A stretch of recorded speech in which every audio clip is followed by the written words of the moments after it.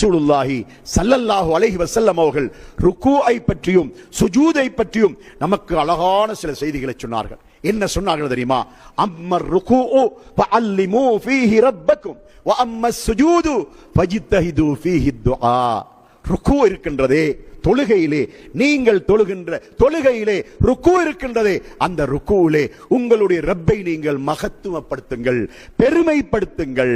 ஆனால் வ அம்மஸ் சுஜூது சுஜூத் இருக்கின்றதல்லவா, ஃபஜ்தஹிது ஃபீஹி துஆ, அதிலே நீங்கள் எந்த அளவுக்கு துஆக்களை கேட்க முடியுமோ அந்த அளவு துஆக்களை கேளுங்கள் என்று நபி ஸல்லல்லாஹு அலைஹி வஸல்லம் அவர்கள் நமக்கு வலியுறுத்தி இருக்கின்றார்கள். அதனால் நம்முடைய எந்த தேவைகளாயினும் கூட நாம் அல்லாஹ்விடத்தில் பாவ மன்னிப்பு கேட்பதாயினும் சரி, அல்லது நம்முடைய சொந்த உலக தேவைகளை கேட்பதாயினும் சரி, அல்லது நமது நோய் நொடிகளை பற்றி அல்லாஹ்விடத்தில் முறையிடுவது என்றாலும் சரி, அல்லது சமுதாய பிரச்சனைகளை அல்லாஹ்விடத்தில் சொல்வதாயிருந்தாலும் சரி, அல்லது பலஸ்தீன், போஸ்னியா, செச்னியா போன்ற இந்த நாடுகளிலே முஸ்லிம்களுக்கு ஏற்படக்கூடிய மிக பெரிய துன்பங்கள், துயரங்களை பற்றி அல்லாஹ்விடத்தில் முறையிடுவது என்றாலும் சரி, மிக பொருத்தமான இடம் சுஜூது என்பதாக நபி ஸல்லல்லாஹு அலைஹி வஸல்லம் சொன்னார்கள். அதனால் சுஜூது என்பது அல்லாஹ்வுக்கும் அடியானுக்கும் இடையிலே ஒரு நெருக்கமான உறவை ஏற்படுத்தக்கூடிய ஒரு இடமாக இருந்து கொண்டிருக்கின்றது.